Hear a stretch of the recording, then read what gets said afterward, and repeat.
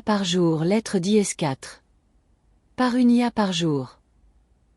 4e semaine, 4e lettre, et vous êtes chaque semaine plus nombreux et nombreux à être présents. Avec le 950e article paru sur uneaparjour.fr. Un peu difficile de croire que l'on s'approche à grands pas de 1000, mais apparemment il est bientôt atteint. Émoticône, sourire. On en reparlera dans quelques semaines, mais d'ici là, le programme de cette lettre, les publications de la semaine sur le site, le focus et les lectures de la semaine. Prête et prêt. Les publications de la semaine. Cette semaine, de l'autonomisation, de la création et des modèles de langage.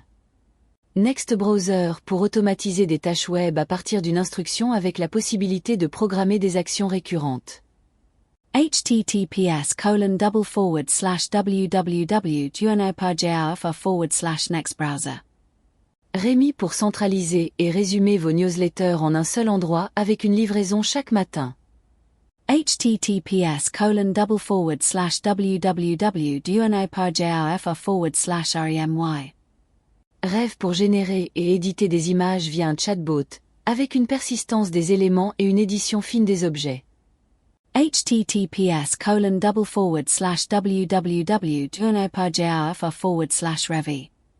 Qwen 3 Omni pour créer du contenu multimodal, texte, images, vidéo, audio, modèle open source. https://www.duonoparjao/qwen-3-omni.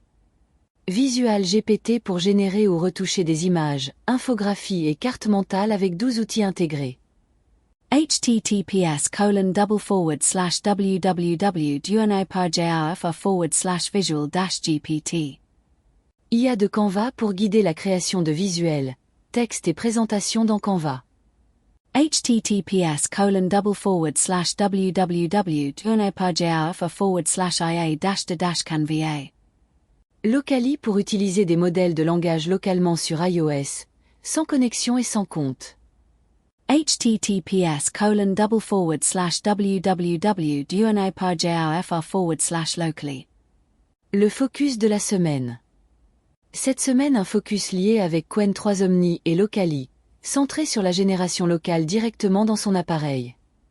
L'évolution des modèles de langage semi-ouverts et celle des appareils permet de plus en plus d'exécuter des modèles performants pour des tâches du quotidien complètement et efficacement en local, sans connexion Internet et en gardant la main sur ses données. C'est cette semaine Qwen 3 Omni et Locally, mais on avait déjà pu voir Pocket et ses différents modèles disponibles. Ces propositions sont bien sûr encore perfectibles, c'est toutefois l'occasion aussi de se poser la question de nos usages quotidiens. A-t-on toujours besoin du dernier modèle de langage pour chacune des requêtes que nous exécutons au quotidien? Lu cette semaine. 3 lectures cette semaine sur la thématique de l'IA et du travail.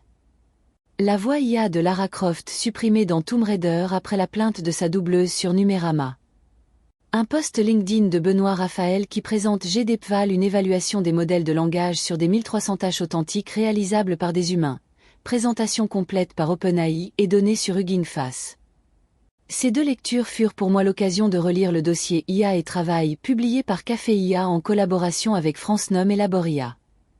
C'est fini pour cette semaine. Mais il reste le sondage de la semaine. Rendez-vous la semaine prochaine, même lieu et presque même heure. Parce qu'une IA par jour, c'est un article chaque jour sur uneaparjour.fr et une lettre par semaine directement dans votre boîte. Bonnes expérimentations. Bonne semaine et bien sûr partagez cette lettre et incitez à s'y abonner sans modération.